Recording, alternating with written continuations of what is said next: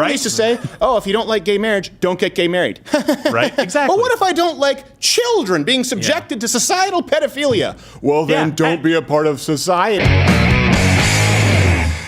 All right, so this is the context. Another question of the day. Do you think that the whole push for pedophilia now has become mainstream? At what point does it become mainstream? Yeah. And how far, we're not just going down a slippery, it's not a slippery slope. It's like we're going down the slope in a flying saucer with the cereal varnish from Christmas Vacation. Yes. It is remarkable. Yeah. Nice. That's crazy. Yesterday, gosh, it seems like it was a week ago, Mario Lopez, he was attacked because he had the gall, he had the stones, mind you, to say that parents should be careful about 3-year-olds choosing their gender, right? He was forced to apologize. That's insane. Absolutely insane. So think about that for a second before we move on to how this relates to sort of pedophilia and this hypersexualization of children and how it's become mainstream. Think of what that apology signifies. Okay? He is saying, I am sorry for suggesting that parents shouldn't allow their 3-year-old or 4-year-old or 8-year-old child to make a permanent decision regarding puberty blockers and stunting their growth for the rest of their life. I am so sorry. I now know better, and I will be more thoughtful in the future. By that, I mean guaranteeing the moral high ground to the opinion that all children should make permanent sexual decisions at the age of 3. And that's why I have no tolerance for people who apologize on these issues anymore. Really, we talked about this. We talked about it on Ash Wednesday. If people want to stay in the closet, you don't want to come out as conservative, that's fine. I understand it. Keep your head down. But do not apologize when you have done nothing wrong. And listen, your view hasn't changed, Mario Lopez. No, let's be honest here. You didn't have a change of heart. You're just afraid. And it's only going to get worse because you apologize. I'm done with this guy. In other transgender news, just to get to this, we're getting to the pedophilia, Jessica Yaniv, right? This is the person. And there's something that a lot of people don't know here, but let's go to a clip first. This is the person, for people who don't know, Marley was dead to begin with, suing places, estheticians, for not waxing Z's balls. Oh. And what if she did that, and then a dude, a man comes in and says he's a woman, and then he wants my wife to polish his Johnson? In this day and age, with the BC Human Rights Code and the Canadian Human Rights Code, if someone identifies as a woman, they have to receive those gender affirming care services. That's the law. I didn't understand a word that gentleman was saying. Was that a clump in whiteface?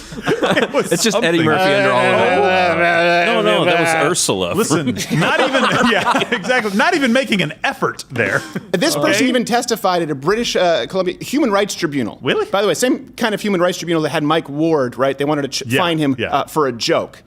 Oh. And the story dominated the culture war while we were gone, with even the Prime Minister a press conference, in case you missed it. No, it's important I clarify, transphobia has no home in Canada. And this beautiful and brave woman, she deserves the same dignity and basic human rights as all women, including that of having her beautiful scrotum and testicles waxed without fear of shame. I was told there would be a big check. And as Canada's chief executive, let me offer Jessica our sincerest apologies. And as a symbolic show of unity, allow me to now perform the original services you were so rudely denied. Mr. Prime Minister, I was told there would be a... No, Jessica. There's no need to accept a consolation prize here. Actually, my lawyer and I, we discussed them. Hey. Please. The most important things in life cannot be bought or sold, like the dignity of which you were robbed, on which I could place no monetary value. Well, actually, we agreed upon it. And so there's no sense in trying. Please don't touch me. All right. Get the hell off me. Well, you know what? Stop touching me, man. By the way, something that people haven't necessarily talked about yet, that Jessica also under fire for trying to throw a semi-nude kids pool party where parents weren't allowed. The balls on this broad, and we're going to get back to that later, by the way. It's unsurprising to me. It's completely inevitable because by its very nature, it's sexualizing children. This is a sexual decision. This involves we talk about reproductive rights. What about the reproductive rights of children? Shouldn't they have the right to be protected as it relates to their ability to reproduce? We're actually talking about reproductive rights. Every time they push some gender studies trend, all the focus immediately on children. Why? And let's review this, and you might think this is kind of a fringe tendency, but they have a long history of sexualizing children, pushing pedophilia. So let's go to a brief history lesson here. 20th century, okay?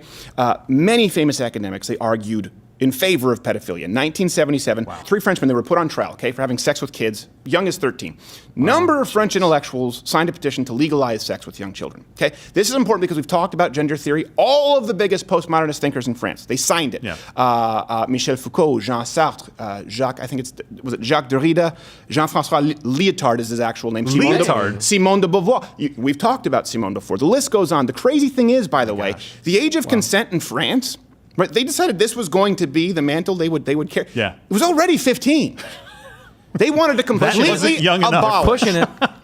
any law regarding age. In an interview about this petition, Foucault said, I want to quote him directly, to assume that a child is incapable of explaining what happened and was incapable of giving his consent are two abuses that are intolerable, quite unacceptable. So he thinks it's abuse to not allow kids to have sex. Keep in mind, Foucault is still, to this day, the most cited author in all of the humanities studies across colleges. He's thought of as the father, the godfather of gender theory itself. Simone de Beauvoir, we just talked about Simone de Beauvoir, a French existentialist. She's the first person to claim that gender was a social construct, serves as the bedrock for modern gender theory. Oh boy.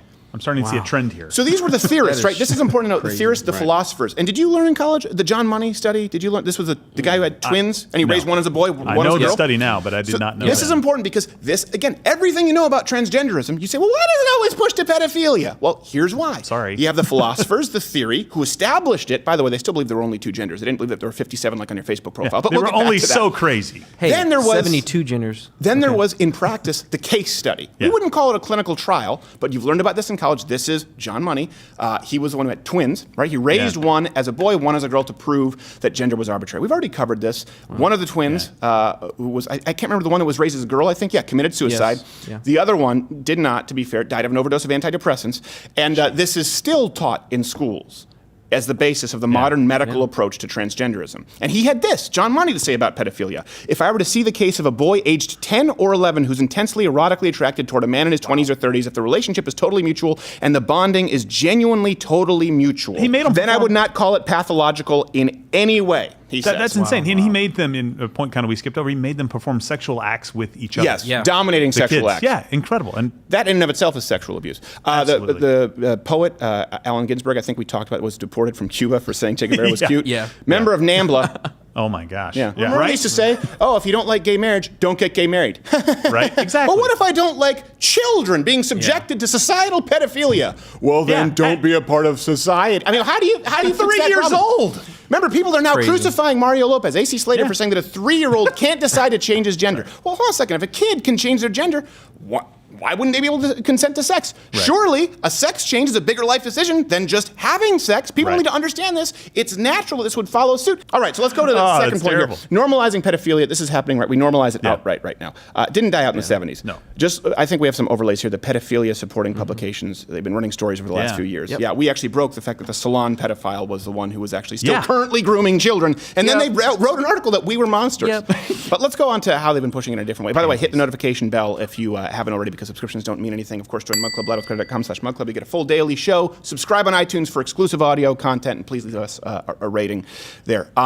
Here's something else that's been going on for a long time. Child drag queens. Okay? I think we have some B-roll. 11-year-old drag queen Desmond. This is called Desmond is Amazing. Stripping at a club, having money thrown at him for people who can't see right now. Look at this. Tell me that isn't disturbing.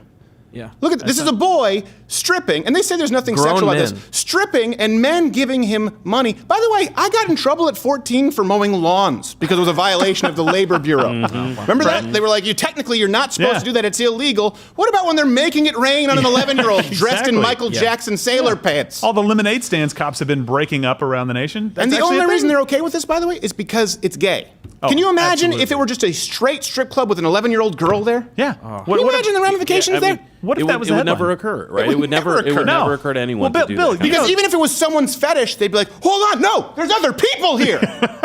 But at this club, they're like, let's roll camera, roll tape, check the gate, repeatedly.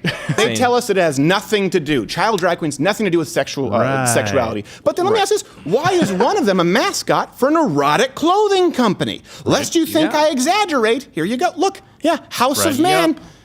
Of course, after they were called on it, they tried to scrub the word erotic from their website. Because words, those pesky words, some would argue that actually in a tone-deaf move, they replaced the word erotic with crotchless leather. That doesn't seem like it was well-timed. Again, imagine if it were a 9-year-old girl with a ball gag in her mouth as the face of the Gap or an erotic clothing store. You don't see it. Hey, by the way, let's scale it back because you're going to say a lot of people will say, "Well, hold on, that's really extreme, right?" The drag queen scenario. No, that was trending on YouTube and was supported by the transgender community at large. But on shows everywhere. Let's scale it back. Drag queen story time. Harmless, right? This is just people reading to kids. It happens at libraries across the country. Well, except in a Portland library, it ended up with drag queens dry humping children. They're the pictures. They're the pictures. Oh, that is gosh. by the way, that guy moonlights as a scout counselor. What? No, of course that's not true. What is with this I room? wouldn't be surprised. Drag Queen Storytime Houston ended up with not one, but 2 sex offenders on its roster. gosh. Circling back to Jessica, the Canadian trans activist, the one who insists that women get their balls waxed. It's a human right. It just sounds weird. Along with internet in Germany, getting your balls waxed as a woman. Yeah. Turns out, tried to host a no parents allowed topless pool party for 12-year-old girls. Also one allegedly tried to show child porn to underage girls. Obsessed about, it was talking about nude girls in locker rooms, asking about tampons. This Jessica, he asked if it's okay for 10-year-old girls to bear all in the locker room. He asked, sorry we have to bleep this, do you see tits and pussy ever to 12-year-old girls? Which, by the way, I guarantee you they do. They have them. So this is really just to get, like, he's not even really getting, he's not asking anything. No. To which he doesn't know the answer. Do you ever see yourself naked? He was asking them the best way to bond with girls. He was devastated, by the way. He was devastated when it turned out that they weren't just parading around naked in the locker room. He was really upset by it. Yeah. I don't know. It's not Porky's. Yeah, that's what he thought. He's going to get a 12-year-old Jessica Andrews scenario. Just getting off to asking questions to 12-year-old girls. That's sick. That's so disturbing. Have you heard about this in mainstream media anywhere? You've heard about the initial story, right? Right. Yeah. Keep in mind, Jessica is explicit that Z is attracted to females and identifies himself as a proud lesbian. So I'm still angling for that available striker spot in the U.S. women's soccer team. I see. Do you mind, by the way, see it? When we're talking about mainstream, CNN's Chris Cuomo, the DNC pool boy in chief, said that 12-year-old girls are bigots if they don't want to look at grown men's penises. There's the tweet. Yeah. I can't believe that one. How are you supposed to be tolerant of a child seeing a man's penis? Like, how is the word tolerance thrown in there? That should never happen, period. Right? Yeah, so why so. And Cuomo was saying she needs to be more tolerant. Dad needs to teach her to be of a guy's penis hanging out? No. For your also need daughter more to tolerant see? of a boy stripping down and having quarters thrown at him at drag queen story time. Well, at least get some dollar bills out. Let's have some The point is that the history, right? The history is this is all founded upon this. The founders of the feast supported pedophilia. All of modern gender theory. Look at Simone de Beauvoir. Look at John Money. Look at all of these people. They are the most cited of anyone out there. Yeah. They all supported this. They actively signed on to this. They championed this. And the same people, the same organizations who have the ear of everyone at the DNC, who are attacking Mario Lopez, look at their platforms. They all support this. This is about as sick as something can get. And this is something that I think everyone needs to think about here. When we talk about our responsibilities as a society, the conversation now has turned to free stuff a lot, right? Our responsibility to provide free school, free healthcare, free tampons. But you know what? Before we get to the free commodities that you would like, not a right, commodities that you would like to not have to pay for, how about we understand the most basic societal responsibility since the beginning of civilization? Not Western civilizations, by the way, unless you try and call this a racist dog whistle for the alt-right. Just civilizations. Yeah. Since the beginning of human beings. The responsibility to protect the most vulnerable among us. That's why we would send men out and protect the women and children in battle. Right? You send out the strong to protect the vulnerable. Would anyone disagree that the vulnerable would include children? Yeah. If this is as sick as it gets, and it's mainstream in today's left, it's a consistent pattern. And how often do you hear about this right now from the press? Right now, do this experiment. Go to the homepage at Vox. Go to HuffPo. Go to Salon. Go to the YouTube homepage. Go to their YouTube Heroes Trans LGBTQ AAIP activist page. Is anyone talking about this Jessica business? Will anyone be talking about this segment? I guarantee you they won't, unless it's expressing outrage and offense over the serial sex-offending tranny pedophile.